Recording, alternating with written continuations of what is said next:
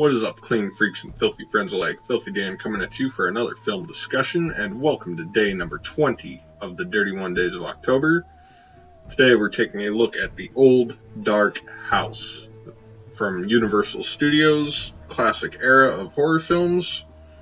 This film came out in 1932, 88 years ago today. So that is pretty cool, and honestly that was coincidental. The Old Dark House was directed by James Whale, who had done Frankenstein, and this one stars Gloria Stewart, who is probably better known for being Old Rose in the Titanic. We also get Boris Karloff in here as the butler in a very classic Karloff role. We also have Melvyn Douglas, Charles Laughton, Raymond Massey, and Ernest Thesiger. And Thesiger would appear in The Bride of Frankenstein a couple years later, of course alongside Boris Karloff as the monster in that. So this one was a pretty interesting film that did have a lot of the classic Universal players in it at the time. And this one I really like. I wasn't really aware of this film in any capacity until watching Rob Zombie's House of a Thousand Corpses, in which a few sequences of this film play out in that. So whenever I did get around to watching this, I was pretty blown away by that and thought, now that's fucking awesome. And watching this, I could actually see a lot of how this film had a little bit of a influence on House of a Thousand Corpses to some degree. Of course, with the rainy night and the car breaking down, having to stay at this house with these people out in the middle of nowhere, that whole aspect just really shines through in both films. And this one was kind of like the archetype of that type of idea, in which weary travelers wind up having to bunk in a middle of nowhere ass house on a dark, stormy night. Yeah, this film starts out with Gloria Stewart and her husband, who is played by that's Raymond Massey, I believe, as her husband. They're traveling cross country with their old friend Roger, who is played by I think that was Melvyn Douglas, if I'm not mistaken, who played their friend Roger. They're driving and the weather's really bad, and I think it was Roger who was just joking about, oh, what if our car broke down? And of course the car does break down, and they go to the house and knock at the door, boom, boom, boom. And fucking Roger says something about, wouldn't it be something? Supposing all the people inside the house were dead, and all the candlelight slowly burning about them. It was something like that, and Gloria Stewart says, I'm really sure it would be quite amusing. That was actually one of the clips that played in House of a Thousand Corpses, so as soon as that part played, I was like, yes, I'm fucking on board, I don't care what happens, I love this movie already. And we get fucking Boris Karloff answering the door, and he's honestly only credited as Karloff in here, but he's got like a fucking scar on his face, fucking scraggly ass hair, nice fucking grown out beard, and he doesn't even look like himself. And that was really a lot of the magic of Karloff with Universal in the 30s, was just how unrecognizable they could make him. And he's the butler, and there's a brother and sister living there. The sister's kind of deaf. The brother's pretty damn eccentric. But yeah, apparently Boris Karloff's character is a violent, heavy drinker who is just very scary around the house. He has a very ominous presence throughout the film. Yeah, the travelers are also joined by another gentleman and a choir girl who's paid to accompany him later on. And the choir girl that's with him has no interest in him, and kind of takes a liking to the friend who comes with Gloria Stewart and her husband. In a lot of ways, I'm sure that back in 1932, that character might have irritated a little bit of quite a few people, just a little bit, because of, I don't know, how risque and taboo that whole situation probably was back then. Just the idea of being paid to be seen with a man probably just really rubbed people the wrong way in the pre-Hays Code era. The family in this film, they are all pretty effective and frightening, or I wouldn't say frightening is probably not the right word, but there's definitely a weird feeling to the characters living in the house, because of course you got the one dude who's cheery and timid, the not so good at hearing sister who's just got this scary fucking snapping voice, man. Like, you have a feeling that there's something weird going on with them. Of course, again, Boris Karloff being sort of a red herring for all the evil in this film. That's just... This film, I think, in a lot of ways was ahead of its time. It definitely set up what would eventually become a lot of cliches in horror. All the other characters, like just the normal people, they're all pretty well acted. Of course, again, as I said already, the early sound film actors, they were mostly theater experienced or silent film experienced, so their deliveries were still going to be a little hammy because they're having to overperform because this is still a new thing, you know.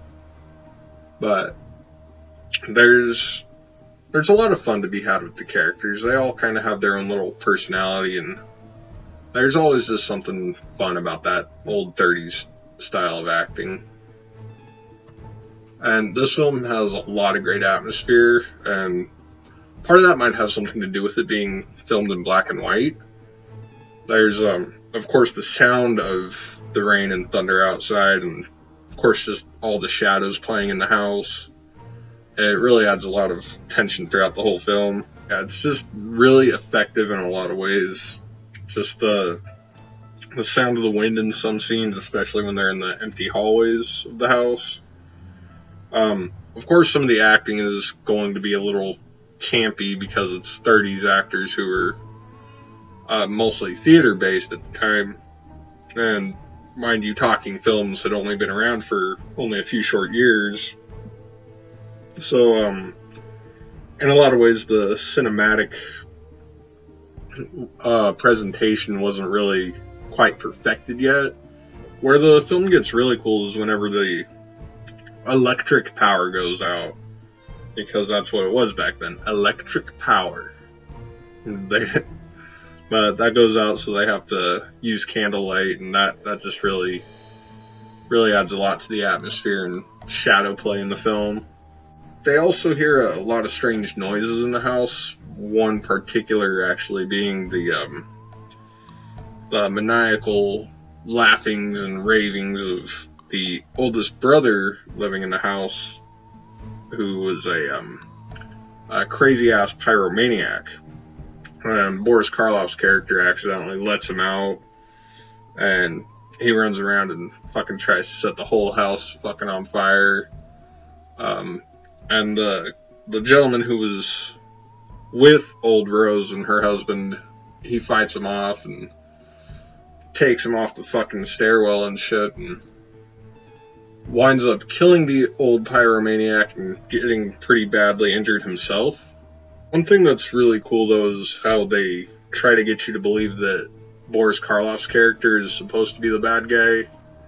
Because, I mean, for one, he looks creepy. He's the perfect red herring for a situation like this. Just the fact that he's completely deaf and a deaf mute.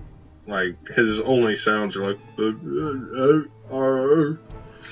And it just really comes off as fucking really creepy in a lot of ways, because you buy that is actually you buy that it is a butler who does not speak or hear very well. You don't buy it as Boris Karloff, which is really fucking awesome.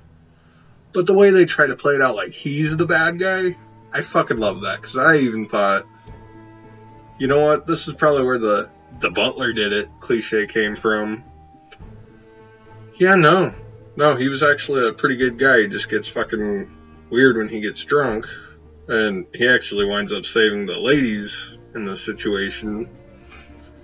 But yeah, the next day the house is barely damaged from the fire, which is fortunate, and the storm's passed. In a lot of ways, I think the being locked in the house and the storm, like, the storm at night kind of serves as a metaphor for just how dangerous the night is. And after the danger's gone and the fucking pyromaniac is killed, the storm is gone. It's a nice sunny day. Everyone's fucking deciding, hey, this is what we're gonna do with our lives, because the friend who was coming along with them actually wound up starting to court the, I don't know, prostitute, choir girl, whatever you want to call her. So this one had a nice pretty bow tied onto its ending, which I think was kind of something that they wanted to have happen at that point in time anyway.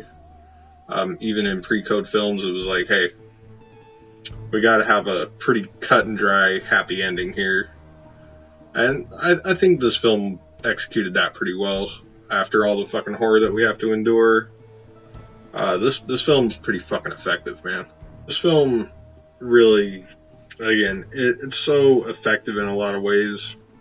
And in a lot of ways, it feels like it's the archetypal sort of haunted house type movie, where it's not really a haunted house, it's just got fucked up shit going on in it. It's probably also one of the first Weary Traveler horror movies again. And there's just a lot of fun to be had with this again, despite the sometimes goofy acting. But this film is well directed by James Whale. The cinematography is actually pretty good too. Anyway, let's move on to the filthy features. As always, we start with our favorite kill, and this is one of those films that has one single kill. So by default, we go with the pyromaniac's death because, well, that was pretty cool for its time, and especially with him being sort of a surprise villain. It's gonna go to him. I mean, it was nothing too spectacular, just falling off the landing of the stairs. It's a 30s villain death, so it works. As far as smutty sightings, there is none, but we do see Gloria Stewart in like a silky underdress. So I guess for 1931 standards, or 1932 standards, excuse me, that was probably pretty erotic. Like, oh shit, we see shoulders here and a little bit of back skin. Oh shit. So yeah, I guess if we're going by 1932 standards, we will count that. Anyway, in closing, I find The Old Dark House to be a very underappreciated, under-talked about, well, fucking masterpiece, really. I mean, it's part of the classic Universal era lineup, and I really don't hear a lot of people talking about this film. I know people who have seen House of a Thousand Corpses are aware of the film in many capacities. It has two fucking iconic actors in it, for crying out loud.